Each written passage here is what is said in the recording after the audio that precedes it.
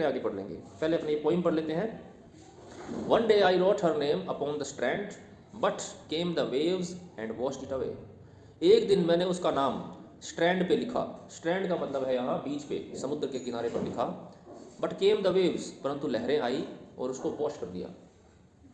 Okay, ये इसने अपनी प्रेमिका का नाम लिखा वहाँ, और प्रेमिका का नाम जो था वो किससे मिट गया? सागर की लहरें आई, उसको साफ कर दिया।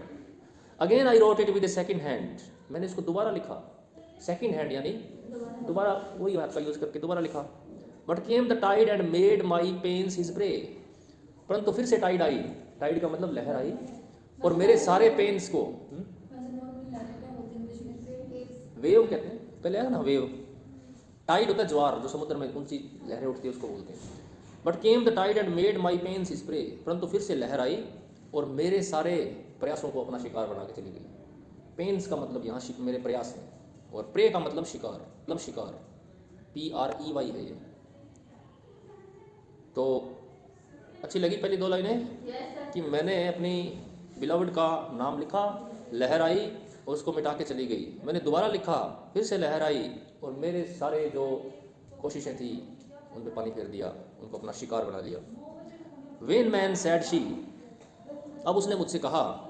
वेन मैन, वेन का मतलब होता है घमंडी, जिसको थोड़ा सा अहंकार हो, थोड़ा प्राउड हो, जिसको थोड़ा सा गर्व हो अपने आप पे। तो यहाँ पे अपने नेगेटिव नहीं पॉजिटिवली लेना इसको। वेन मैन, जो उसकी प्रेमिका ने उसको कहा कि when man that does in when असे, तुम क्यों ये फालतू के प्रयास कर रहे हो। वेन असे का मतलब है यूजलेस अटेम्प्ट्स, ये तुम बार बार नाम लिख रहे हो, मिट रहा है, क्यों फालतू के वेन असे कर रहे हो, ये क्यों फालतू के प्रयास कर रहे हो।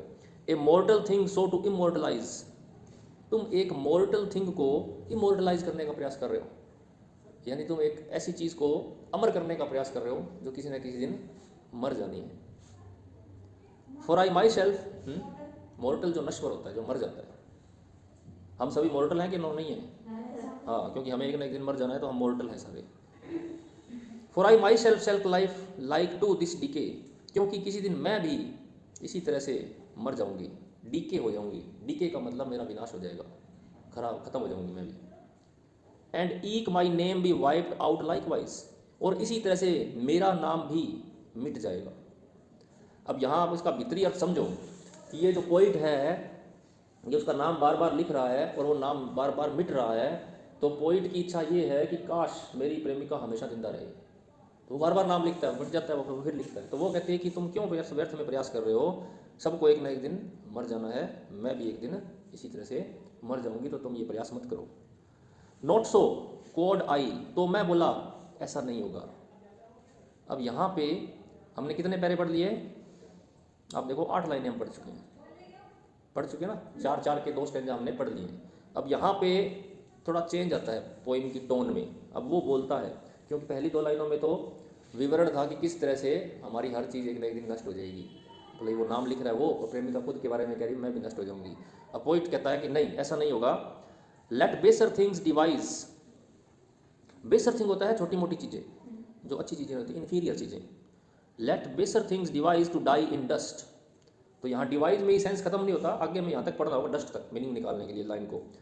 Late baser things devise to die in dust, कि जो बेकार चीज़ें हैं उनको मरने दो, उनको धूल में जाने दो, कोई दिक्कत नहीं है।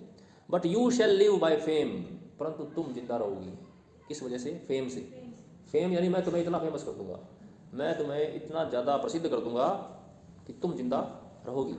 माई verse your virtues rare shall eternize, my verse यानी मेरी कविता, वर्स होती कविता, तुम्हारी जो खासियतें हैं, तुम्हारी जो वर्च्यूज़ हैं, तुम्हारे जो गुण हैं, तुम्हारी जो खासियत है, उनको इटरनाइज कर देगी।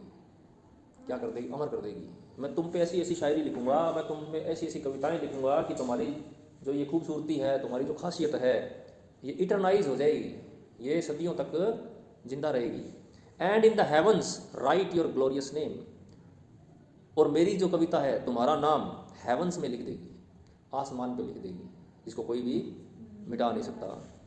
Where whenas death shall all the world subdue, और जहाँ डेथ हर चीज़ को सबड्यू कर देती है, ख़त्म कर देती है, खराब कर देती है। Our love shall live and later life renew, हमारा प्यार जिंदा रहेगा अगले आने वाले जन्मों तक, एंड लेटर लाइफ रिन्यू, इसको बार बार मिलता रहेगा, जीवन मिलता रहेगा। कैसे मिलता रहेगा जीवन, कैसे मिलता रहेगा? हाँ, जब तक हम ये पढ़ रहे हैं ना, उसने कहा कि मैं तुम्हें अमर कर दूंगा, और वास्तव में अमर वो कर गया है, क्योंकि हम आज तक ये पढ़ रहे हैं, 400 साल हो गए इस बात को लिखे हुए को। तो उसने अपनी कविता के माध्यम से अपनी प्रेमिका को अमर कर दिया है।